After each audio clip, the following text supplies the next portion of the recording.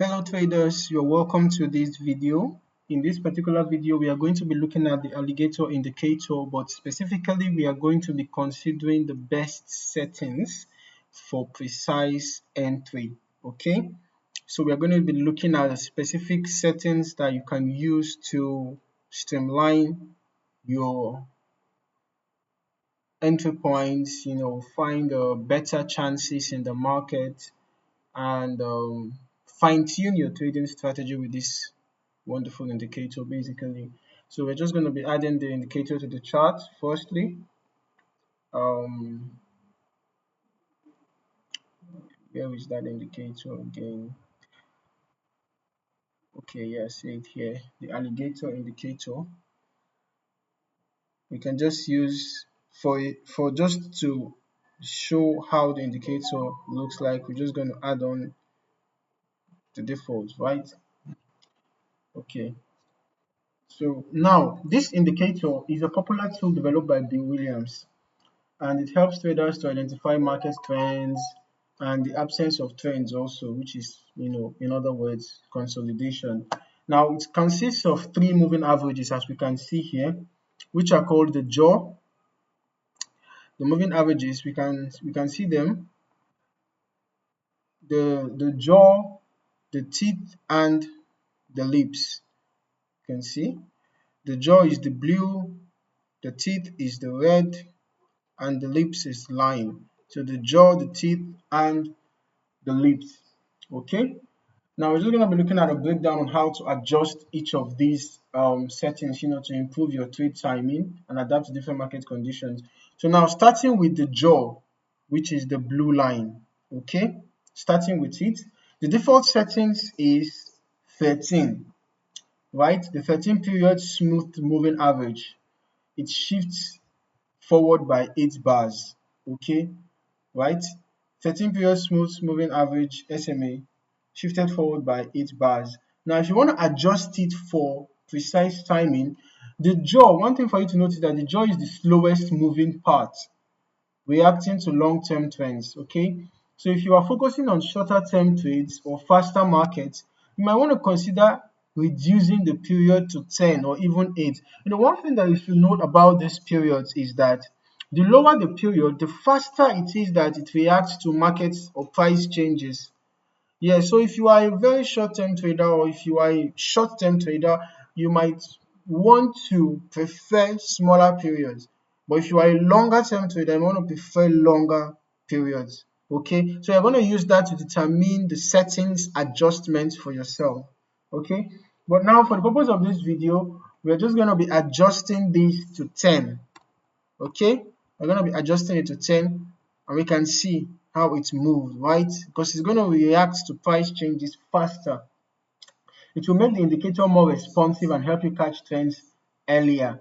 However, reducing the period too much may increase false signals. Okay, you can see I reduced it to just 10, not 2, not 1, not 3. Okay, so that we avoid the chances of false signals. Now, looking at the teeth, which is the red line, the default settings for the teeth is 8, the 8th period. Okay, shifted forward by 5 bars.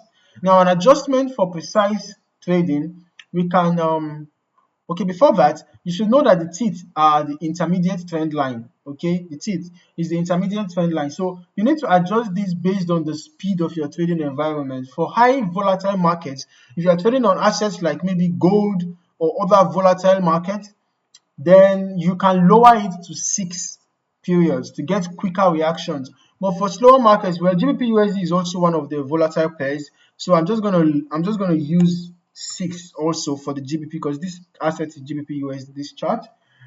So for slower markets, you can keep it around 8. Okay, I will even increase it slightly just to reduce noise.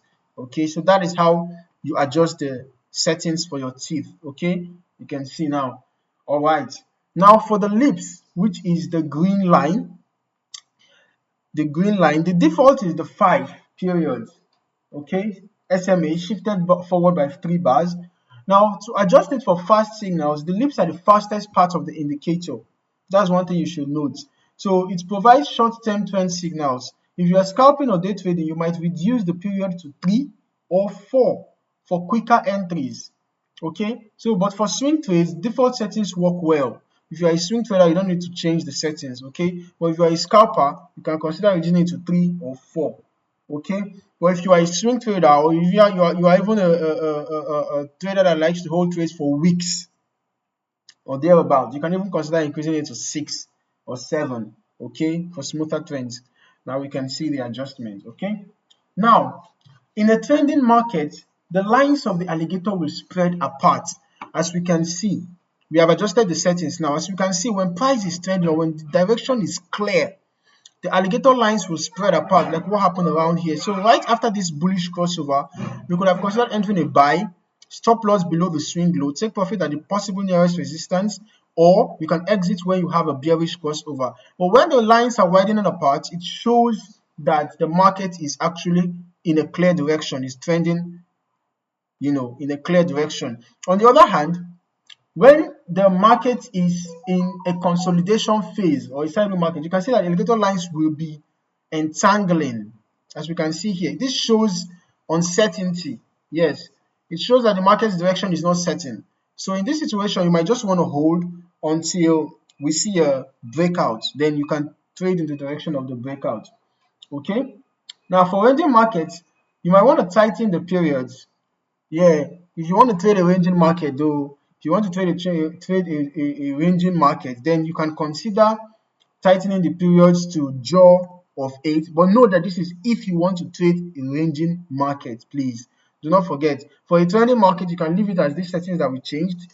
The jaws can be in 10. That is, if you are a day trader or a scalper and you want to change your settings, you can leave it like this. But if you want to trade the ranging market, if you want to trade a ranging market, you can further reduce this to 8, then this 6, and this 3. Okay, that's just going to help you to get it's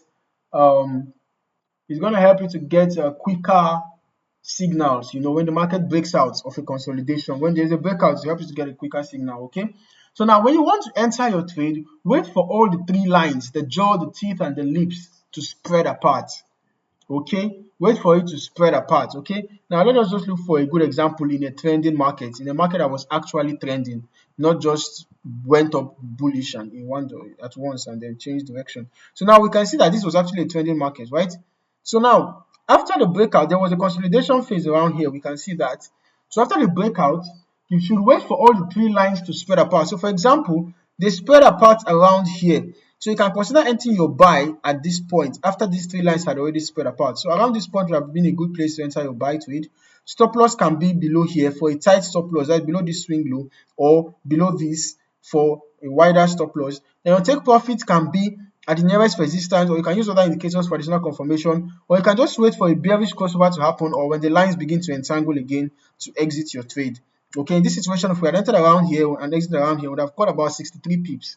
Okay, that's going to be a good catch. Okay, now to exit, like I already said, you can use the reverse signal from the alligator indicator to determine your exit. So if it is a buy, you can use a bearish crossover to exit your buy trade. If it is a sell, you can use a bullish crossover, right, to exit your sell trade. If you enter a sell after a bearish crossover, stop loss can be above the swing high, above the nearest resistance level. Take profit can be at the inverse of the signal, which is going to be a bullish crossover, or you can use this nearest support level as your take profit level. Okay, now by adjusting the alligator settings based on the speed and volatility of the market, you can reduce lag.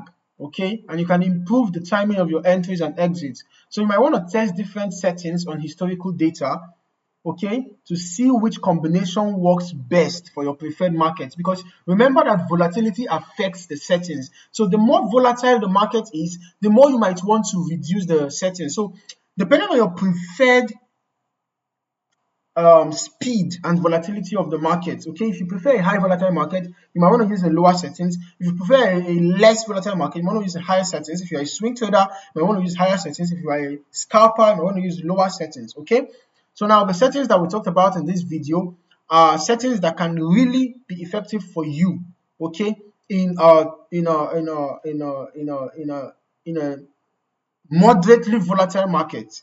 okay, in a moderately volatile market. Okay, so by understanding and customizing the alligator indicator, you will enhance your ability to trade more effectively and accurately in any market environment. I really hope you found this video insightful. Kindly like and subscribe for more trading insights, and don't forget to hit the notification bell so that you don't miss out on more trading updates. Cheers and happy trading.